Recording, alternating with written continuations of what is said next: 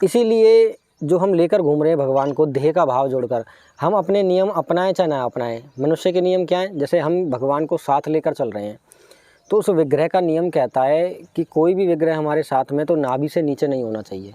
जय श्री राधे। आज हम लोग जानेंगे क्या लड्डू गोपाल को हम लेके भ्रमण कर सकते हैं कि नहीं। काफ़ी भक्तगण यहाँ पे आते हैं तो उनके हाथ में देखता हूँ लड्डू गोपाल रहते हैं, लेके उनको टोकरियों में घूमते रहते हैं। इसका उत्तर लेने के लिए मैं आया हूँ ऊंचा गांव में ललिता सखी के गांव।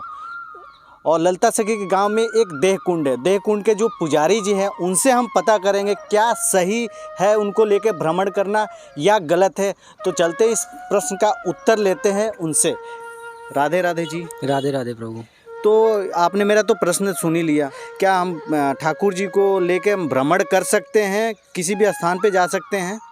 प्रभु इसमें जो है दो प्रकार के प्रश्न मन में उठते हैं और दो प्रकार के उत्तर आते हैं कि देखो, एक तो ठाकुर जी को हम लेकर जा रहे हैं हर जगह क्योंकि हमारा मन नहीं लगता उनके बिना, और कुछ लोग दिखावे के लिए लेकर चलते हैं।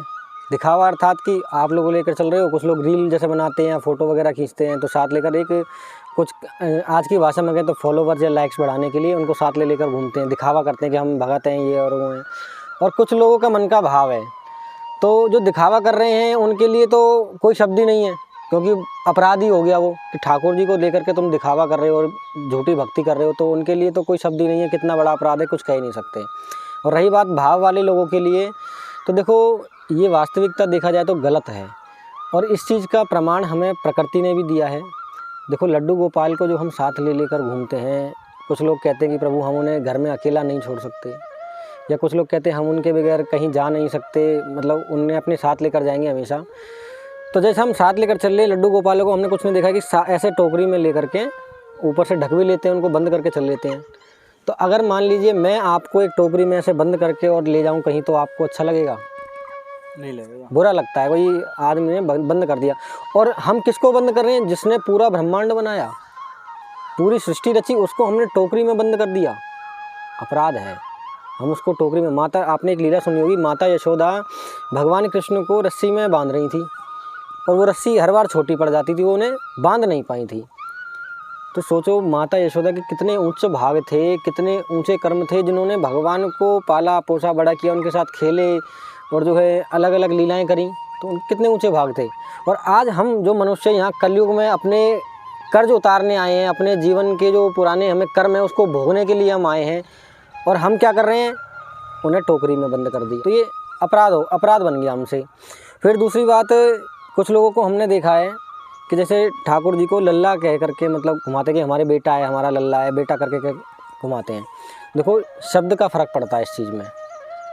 ठाकुर जी आपके घर में विराजमान हैं, जब तक आप उन्हें कुछ भी कह सकते हो, आप उन्हें लल्ला कहो, पिता कहो, पति कहो, कुछ भी कह सकते हो। मगर जब आप उन्हें साथ लेकर चल देते हो, जब साथ लेकर चलते हो तो इस अंतर आत्मा के साथ साथ देह का भाव जुड़ जाता है। अर्थात घर में विराजमान है, आप अंतरात्मा से उन्हें पुकार रहे हो, अंतरात्मा का रिश्ता है, लेकिन साथ लेकर चले तो अंतरात्मा के साथ देह का भाव जुड़ गया। देह का भाव अर्थात जैसे भगवान कृष्ण ने अवतार लिया, भगवान राम ने अवतार लिया, तो उन्होंने जो लीलाएं करी वो मनुष्य शरीर के सहारे करी।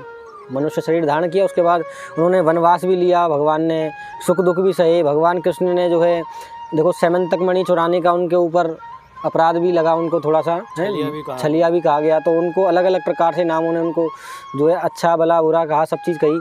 क्यों? क्योंकि उन्होंने मनुष्य देह का शरीर का सहारा लिया लीला के लिए। मनुष्य शरीर का सहारे है तो उनको नियम अपनाने पड़ेंगे।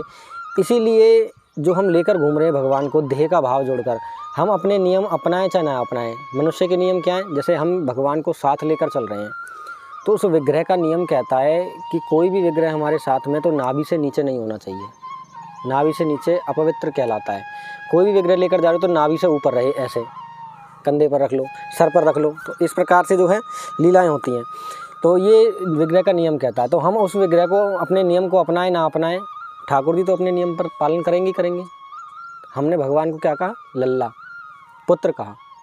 अब मान लीजिए आपका पुत्र आपके सामने चल रहा है, साथ में चल रहा है, और आप उसका मतलब अधिकार होता है पैर छूने का।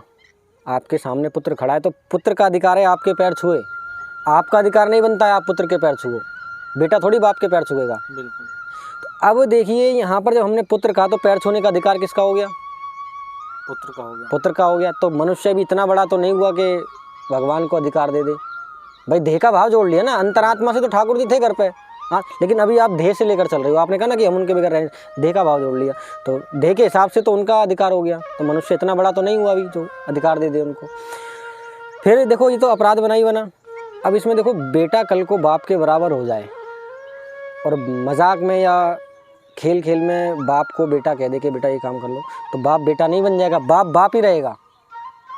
अर्थात कहने का ये है कि आप अंतरात्मा से रिश्ता जोड़ो, देह से मत जोड़ो। देह नश्वर है, अपवित्र है। आप कहते हो कि हम साथ लेकर, हम तो भैया स्नान है कर चुके, एकदम शुद्ध है। आप खुद ही तो शुद्ध हो। आप कहीं भीड़ में जा रहे हो, बस में जा रहे हो, कहीं ट्रैवल कर रहे हो, बगल वाला किस अवस्था में आपको क्या पता, आपसे टच हुआ, आपका भी अपराध बना, है ना। तो इस प्रकार की लीलाएं होती हैं। तो हमारे मन में एक और प्रश्न है, अगर हम ठाकुर जी को कहीं लेके नहीं जा सकते हैं तो घर में अगर कोई नहीं है तो उनका भोग प्रसाद कौन करेगा? ये भी बहुत अच्छा प्रश्न है आपका। देखो जैसे घर में ठाकुर जी विराजमान है और आप कहीं बाहर जा रहे हो जी, तो मन में हमारी जिज्ञासा उठी, भाई ठाकुर जी घर में हैं, उनकी सेवा पूजा और ये सब कैसे होगा। तो देखो सबसे पहली बात तो ये है कि जो घर जिसमें हम रह रहे हैं ये दिया हुआ भी उन्हीं का ही है, बिल्कुल। और जो हम भोजन ग्रहण कर रहे हैं वो भी उन्हीं का दिया हुआ ही है। इसमें आ जाती है अर्पण वाली बात, क्योंकि उनकी सेवा और उनको खाना पीना भोग कौन लगाएगा, ये अर्पण वाली बात है। इसके अंदर भी भावात्मक चीज़ जुड़ी हुई है। आपने भोग किस चीज़ का लगाया, जैसे आप ठाकुर जी को भोग लगाते हो तो आप किस किस चीज़ का भोग लगाते हो घर में? या तो बिना लहसुन प्याज का होता है, नहीं वो लहसुन प्याज नहीं, वैसे जो चीज़ जो भी आप भोग लगाते हो। ज़्यादातर तो ये मिश्री माखन होता है, मिश्री माखन और जो भी बाज़ार से जो भी मिठाइयाँ वगैरह होती हैं, मिठाइयाँ, अन्न वगैरह जो भी चीज़ें। तो देखिए अब चलिए आप माखन मिश्री अन्न वगैरह ले लेते हैं हम। आपने मिश्री का भोग लगाया, मिश्री कैसे बनती है? गन्ने वगैरह इन सब चीज़ों से, ठीक है, मतलब प्राकृतिक। अन्न का भोग लगाया वो भी धरती में से उगता है। तो क्या आपके या हमारे अंदर या किसी और व्यक्ति में इतना सामर्थ्य है कि धरती में से उस गन्ने का बीज डाला और गन्ना बड़ा कर दे, या गेहूँ का बीज डाला गेहूँ बड़ा हो जाए? किसी मनुष्य में इतना सामर्थ्य है कि पेड़ को बड़ा या छोटा कर सके? किसी में इतना सामर्थ्य नहीं है। सब ठाकुर जी की लीला है। तो अब जब हमारा बनाया हुआ कुछ है ही नहीं तो आपने अर्पण किया उनको? कुछ नहीं किया भैया। आप जो कह रहे हो ना मैंने भोग लगाया, आपने क्या भोग लगाया? कुछ नहीं लगाया, सब उन्हीं का दिया। सब उन्हीं का दिया हुआ है। भाई आपने मान लीजिए 100 रुपये बच्चे को दिए, अब आपने 100 रुपये दिए, 100 रुपये में से बच्चे को कहा कि बेटा अपने लिए खा के लेना, लेकिन उसमें से 10 रुपये का बच्चा आपके लिए सामान ले आया, पिता कहे या भाई कहे या कोई भी जिसने भी पैसे दिए कि आपके लिए मैं ये सामान या वस्तु लाया हूँ मैं, तो आप प्रसन्न हो जाते हो कि मैंने बच्चे के लिए वो पैसे दिए और बच्चा मेरे लिए वस्तु ले आया, मैंने प्रसन्न हो गया। ऐसे ही सब कुछ उन्हीं का दिया हुआ है सृष्टि में। अन्न वगैरह तो छोड़ो, वायु, ये शरीर, सब कुछ उनका दिया हुआ है। बस उन्हीं के जो उन्होंने हमें तत्व दिए हैं, उन्होंने जो हमें जीवन यापन के लिए साधन दिए हैं, उसी में से कुछ % हम उन्हें अर्पण कर देते हैं। वो रीझ जाते हैं, वो प्रसन्न हो जाते हैं। इसी प्रकार जब हम घर से निकलें तो वो दूध जो है, भैया अब देखो दूध, गाय ने चारा खाया तो हमारे अंदर इतना सामर्थ्य नहीं है उस चारे का दूध बना दें, वो भी वही बना रहे हैं। कच्चा दूध लिया या ड्राई फ्रूट्स लिए या कोई फल लिया, उनके आगे अर्पण कर दिया कि प्रभु हम जा रहे हैं, ये आपका भोग प्रसाद, इतना हमारा सामर्थ्य है, और इस छोटी सी कुटिया की आप रक्षा करना और हमारी भी रक्षा करना। अंतरात्मा से आप हमारे साथ हो, हमारे ऊपर कृपा बनाए रखना, ये भाव होना चाहिए। प्रभु सब कुछ उन्हीं का दिया हुआ है, हम उन्हें अकेला छोड़ करके, वो 24 घंटे हमारे साथ हैं। अगर आप इस भाव को लेकर के चलो कि हम उनको अकेला नहीं छोड़ सकते, हम उनके बगैर नहीं रह सकते, एक अवस्था ऐसी भी आएगी जीवन में कि आपको हो सकता है कहीं उनको छोड़कर अलग जाना पड़े। जीवन मृत्यु सोबर सूतक में आप थोड़ी साथ ले जाओगे, नहीं। फिर तो ठाकुर जी जाएगा तो कुछ सेवा नहीं कर सकते। उस समय पर ठाकुर जी आपसे अलग हो गए, प्रैक्टिकली बता रहा हूँ, उस समय ठाकुर जी आपसे अलग हो गए। आप कहीं जा रहे हो और कहीं ठोकर लगी और आपके प्राण संकट में, तो आप तो सूतक में बुला नहीं सकते ठाकुर जी को, नहीं बुला सकते। किस किस मुंह से आवाज़ लगाओगे आप? फर्क पड़ता है ना। और फिर उस समय कहोगे अरे वो तो देवता है। जब देवता है तो भैया गली गली लेकर के क्यों घूम रहे हो? देवता का आपने ये सम्मान किया है, फर्क पड़ता है। दोनों तरफ से सोचना चाहिए। तो ये लेकर घूमना बहुत बड़ा अपराध है। प्रकृति ने हमें क्या दंड दिया? लोगों ने भगवान को टोकरी में बंद किया, भगवान ने लॉकडाउन लगाया, घरों में बंद कर दिया। पहला प्रमाण। सही बोले आप भाई, ये लॉकडाउन तो पूरे विश्व में लगा है। फिर दूसरा क्या है कि बच्चा जब गलती करता है और वो नहीं मानता है तो हम उसके माता पिता को कहते हैं कैसे संस्कार दिए, कई बार उनको डांट भी देते हैं। हमारी संपूर्ण सनातन में माता कौन है? गौ माता, संपूर्ण सनातन की। लॉकडाउन लगा उसके बाद भी पब्लिक जब नहीं मानी, तो आपको याद होगा कि प्रकृति ने एक दंड थोड़ा सा हमारी माँ को भी दिया। लॉकडाउन के बाद गौ माता को लिम्पी नाम की बीमारी हुई थी, वो अन्य किसी जीव को नहीं हुई थी, सिर्फ गौ माता को हुई थी। तो प्रकृति हमें दंड दे रही है, बच्चे को भी दिया, माता को भी दिया, बस आंखों के होते हुए हम अंधे हैं।